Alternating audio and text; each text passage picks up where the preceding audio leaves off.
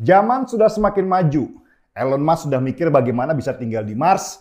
Cina juga sudah sibuk bagaimana bisa membuat matahari baru. Tetapi di sini, di negeri tercinta kita ini, masih banyak orang-orang mabuk agama yang gampang ditipu mentah-mentah. Ingat dulu gerombolan 212? Gerombolan 212 terinspirasi dari gerakan besar yang pernah mereka lakukan dengan kumpul-kumpul di Monas waktu Pilgub DKI di tahun 2016.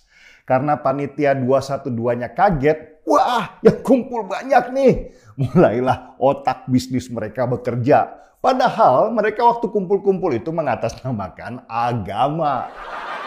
Dari situ mereka membuat koperasi bernama 212 Mart. Sebuah jaringan retail yang menyediakan bahan-bahan pokok sehari-hari. Mirip-miriplah sama Alfamart dan Indomaret.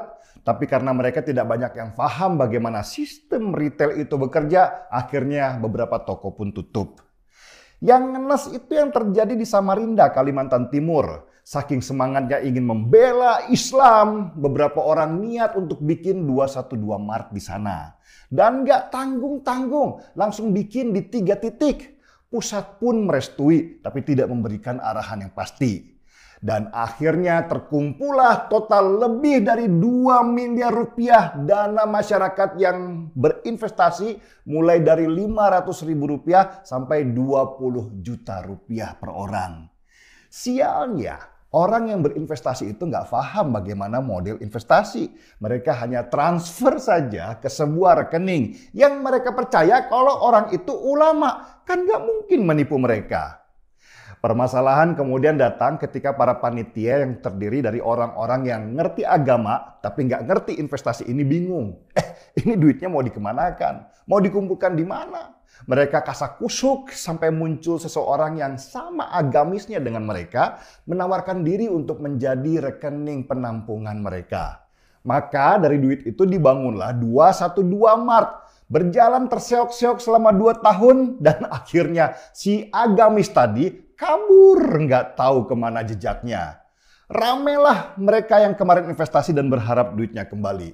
Ini juga aneh, katanya investasi untuk akhirat, tapi kok masih berharap untung lebih. Mereka pun ramai-ramai datang ke polisi mengadu kalau mereka sudah ditipu. Beberapa dari mereka mungkin sadar, gua kira kalau gua investasi atas nama agama nggak mungkin ditipu lah karena panitianya takut sama Tuhan. Ternyata kabur juga.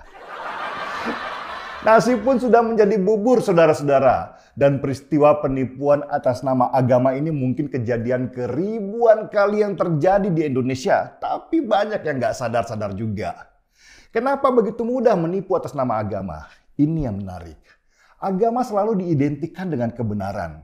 Karena itu pembawa agama selalu dianggap orang yang benar, soleh, dan bertakwa. Gak mungkinlah nipu. Kepercayaan terhadap mereka yang disebut ulama atau yang berpakaian gamis itu bahkan bisa mencapai 110%. Apalagi kalau orang itu dianggap cucu Nabi. Wah, bisa-bisa orang itu dianggap setara dengan Nabi.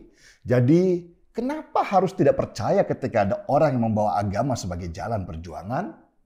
Nggak usahlah ke orang yang ngaku ulama deh.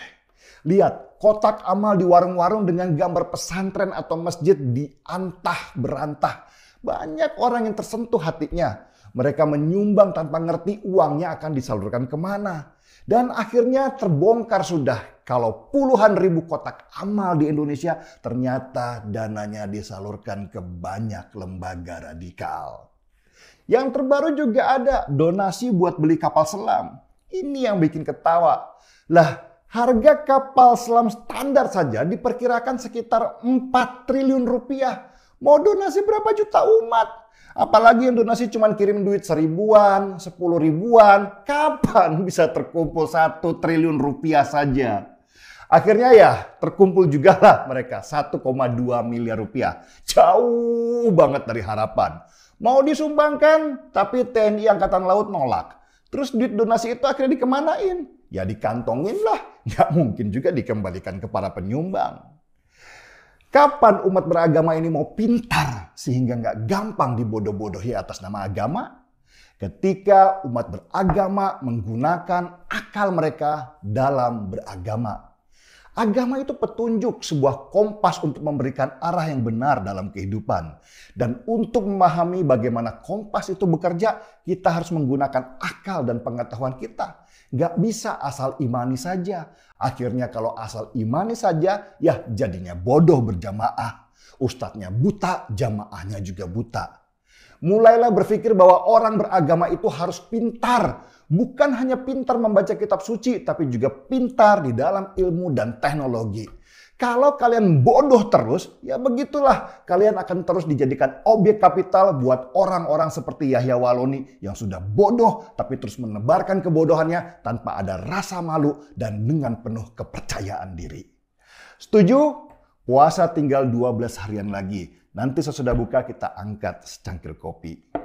Markipu, mari kita menolak untuk ditipu. Saya Denny Sregar, kita di acara Timeline.